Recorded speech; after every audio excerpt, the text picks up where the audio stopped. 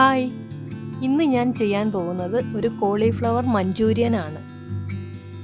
ഞാൻ cauliflower recipe ചെയ്യുമ്പോഴെല്ലാം അത് നന്നായി പല പ്രാവശ്യം കഴുകി ഉപ്പും മഞ്ഞൾപ്പൊടിയും ചേർത്ത വെള്ളത്തിൽ കുറഞ്ഞത് അരമണിക്കൂറെങ്കിലും ഇട്ട് വയ്ക്കാറുണ്ട്. നിങ്ങളും ഇക്കാര്യം ശ്രദ്ധിക്കുമല്ലോ. കഴുകി വൃത്തിയാക്കി ഈ കോളിഫ്ലവർ ഫ്ലോററ്റ്സിനെ തിളച്ച വെള്ളത്തിലിട്ട് ഒരു 2-3 മിനിറ്റ് ഒന്ന് തിളപ്പിച്ചെടുക്കണം. കൂടുതൽ വേവിക്കരുത്, വേവിച്ച് കഴിഞ്ഞാൽ അത് ഉടഞ്ഞു പോകും. 3 മിനിറ്റ് വെന്ത ശേഷം അതിനെ കോരി മാറ്റി വെള്ളം വാർന്നു പോകാനായി വെക്കണം.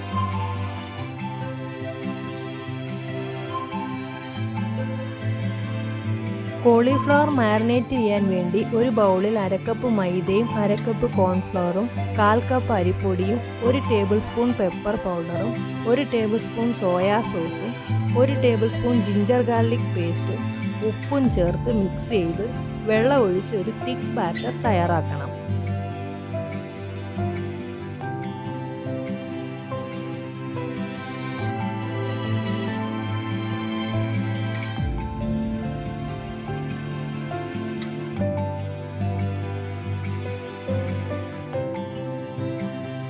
ഈ ബാറ്ററിലേക്ക് നേരത്തെ ബോയിൽ ചെയ്ത് വെച്ച കോളിഫ്ലവർ ചേർത്ത് നന്നായി മിക്സ് ചെയ്ത് അരമണിക്കൂർ മാരിനേറ്റ് ചെയ്യാൻ വേണ്ടി വെക്കണം.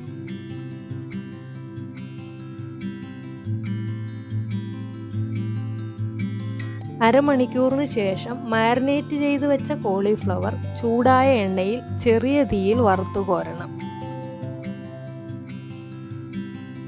നോൺ സ്റ്റിക്ക് പാനിൽ ഫ്രൈ ചെയ്യുന്നതായിരിക്കും നല്ലത്. ഞാൻ സാധാരണ പാനിൽ ഉപയോഗിച്ചപ്പോൾ ചെറുതായി ഒട്ടിപ്പിടിക്കുന്നുണ്ടായിരുന്നു. ഗ്രേവി തയ്യാറാക്കുന്നതിനായി 2 ടേബിൾ സ്പൂൺ എണ്ണ ചൂടാക്കി അതിലേക്ക് ചെറുതായി അരിഞ്ഞ 4-5 അല്ലി വെളുത്തുള്ളിയും 1 പച്ചമുളകും 2 സ്പ്രിംഗ് ഒനിയൻ്റെ വൈറ്റ് പോർഷനും 1 സവാളയും ചേർത്ത് ഹൈ ഫ്ലെയിമിൽ നന്നായി വഴറ്റിയെടുക്കുക.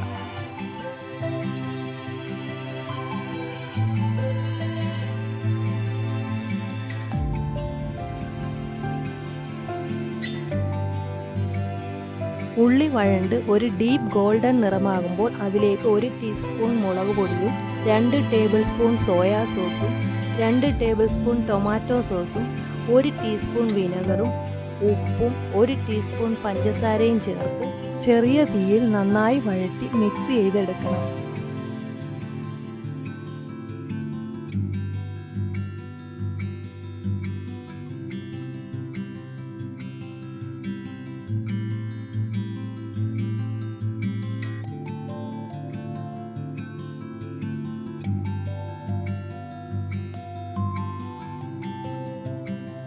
തിക്ക് ഗ്രേവി ഉണ്ടാക്കുന്നതിനായി 2 ടേബിൾ സ്പൂൺ കോൺഫ്ലോർ ഒരു ബൗളിലെടുത്ത് അല്പം വെള്ളം ചേർത്ത് മിക്സ് ചെയ്ത് ഇതിലേക്ക് ഒഴിച്ച് നന്നായി തിളപ്പിക്കുക.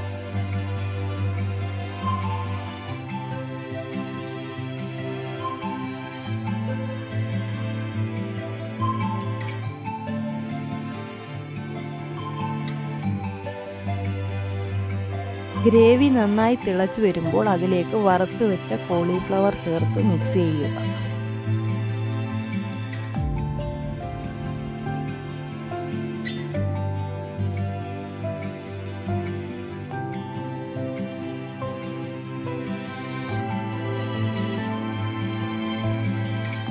ഇതിലേക്ക് അല്പം വലുതായി അരിഞ്ഞ ക്യാപ്സിക്കവും സവാളയും ചേർത്ത് നന്നായി ഇളക്കി അതിലേക്ക് പൊടിയായി അരിഞ്ഞ സ്പ്രിംഗ് ഒനിയൻ വിതറി ഗ്യാസ് ഓഫ് ചെയ്യാം.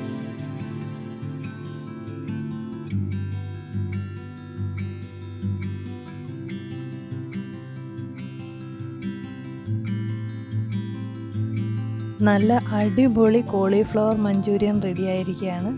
Please enjoy. ഇഷ്ടപ്പെട്ടാൽ ചാനൽ സബ്സ്ക്രൈബ് ചെയ്യാൻ മറക്കല്ലേ.